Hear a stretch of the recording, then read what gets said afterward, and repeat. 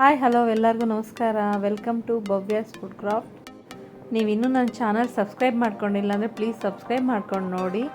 ಇವತ್ತಿನ recipe tomato ಪುದೀನ ಚಟ್ನಿ ಅಂತಾರೆ, ಪಚಡಿ ಅಂತಾರೆ. ಬಾಯಿ ಕೆಟ್ಟೋದಾಗ ಬಿಸಿ ಬಿಸಿ ಅನ್ನಕ್ಕೆ ತುಪ್ಪ ಹಾಕ್ಕೊಂಡು ಈ ಚಟ್ನಿ ಹಾಕ್ಕೊಂಡು ತಿಂದರೆ ಅಂತೂ ಸೂಪರಾಗಿರುತ್ತೆ.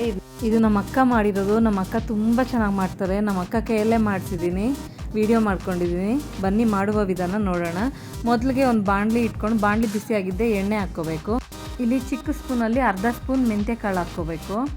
6 ಹಸಿಮೆಣಸಿನ್ಕಾಯಿ ಹಾಕ್ಕೋಬೇಕು. ಹಾಕ್ಕೊಂಡು ಸ್ವಲ್ಪ ಚೆನ್ನಾಗಿ ಅದನ್ನು ಎಣ್ಣೆಯಲ್ಲಿ ಫ್ರೈ ಮಾಡಬೇಕು. ಇದಕ್ಕೆ ಒಣಮೆಣಸಿನ್ಕಾಯಿ ಒಂದು 5 ಹಾಕ್ಕೊಂಡಿದ್ದಾರೆ.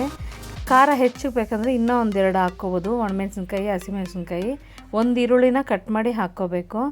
ಅದನ್ನು ಸ್ವಲ್ಪ ಎಣ್ಣೆಯಲ್ಲಿ ಫ್ರೈ ಮಾಡಬೇಕು. ಅರ್ಧ ಸ್ಪೂನ್ ಜೀರಿಗೆ ಹಾಕ್ಕೊಂಡಿದ್ದಾರೆ. ಒಂದು ಫುಲ್ ಗಡ್ಡೆ ಬೆಳ್ಳುಳ್ಳಿನ ಬಿಡಿಸಿ ಅದನ್ನು ಸಹ ಹಾಕ್ಕೊಂಡು ಎಣ್ಣೆಯಲ್ಲಿ ಸ್ವಲ್ಪ ಫ್ರೈ ಮಾಡ್ಕೋಬೇಕು.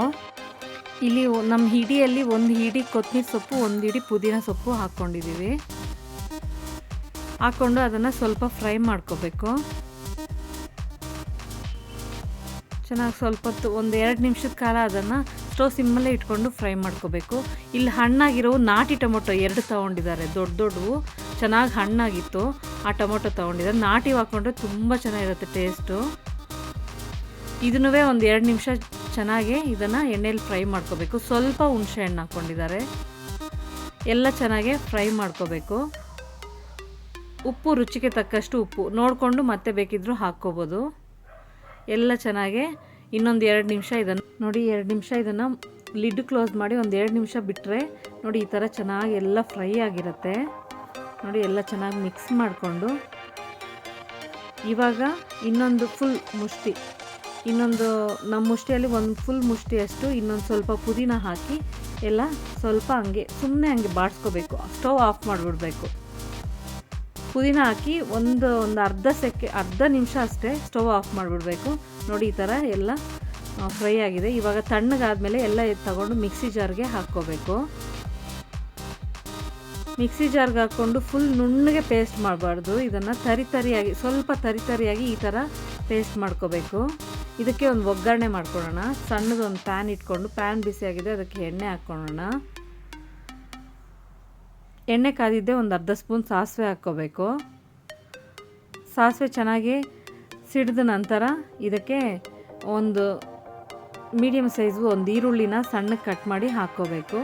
ಈರುಳ್ಳಿ ಚೆನ್ನಾಗಿ ಕೆಂಪಗಾಗಬೇಕು, ಆವಾಗ ಟೇಸ್ಟ್ ಚೆನ್ನಾಗಿರೋದು. ಸ್ವಲ್ಪ ಅದನ್ನು ಫ್ರೈ ಆಗಕ್ಕೆ ಬಿಡೋಣ. ಇಲ್ಲಿ ಒಂದು ಒಣಮೆಣಸಿನ್ಕಾಯಿ ಟೇಸ್ಟ್ಗೆ ಸುಮ್ಮನೆ ಒಂದು ಒಗ್ಗರಣೆಗೆ ಹಾಕಿದ್ದಾರೆ. ಕರಿಬೇವು ಹಾಕ್ಕೊಂಡು ಎಲ್ಲ ಚೆನ್ನಾಗಿ ಫ್ರೈ ಮಾಡ್ಕೋಬೇಕು. ಸ್ವಲ್ಪ ಕಲರ್ ಚೇಂಜ್ ಆಗೋವರೆಗೂ ಅದನ್ನು ಫ್ರೈ ಮಾಡ್ಕೋಬೇಕು ಒಗ್ಗರಣೆ. ಆವಾಗೇ ಪುದೀನ ಟೊಮೊಟೊ ಚಟ್ನಿಗೆ ಟೇಸ್ಟ್ ಕೊಡೋದು. ನೋಡಿ ಇವಾಗ ಇದಾಗಿದೆ. ಚಟ್ನಿಗೆ ಹಾಕ್ಕೊಳ್ಳೋಣ. ನೋಡಿ ಎಲ್ಲ ಇದಕ್ಕೆ ಹಾಕ್ಕೊಂಡು ಚೆನ್ನಾಗಿ ಮಿಕ್ಸ್ ನೋಡಿ ಟೊಮೊಟೊ ಪುದೀನ ಚಟ್ನಿ ರೆಡಿ ಆಗಿದೆ. ಖಂಡಿತ ಒಂದು ಸಾರಿ ಟ್ರೈ ಮಾಡಿ ಮನೆಯಲ್ಲಿ, ತುಂಬ ಚೆನ್ನಾಗಿರುತ್ತೆ. ಬಿಸಿ ಬಿಸಿ ಅನ್ನಕ್ಕೆ ಮುದ್ದೆಗೂ ಸಹ ತಿನ್ಬೋದು.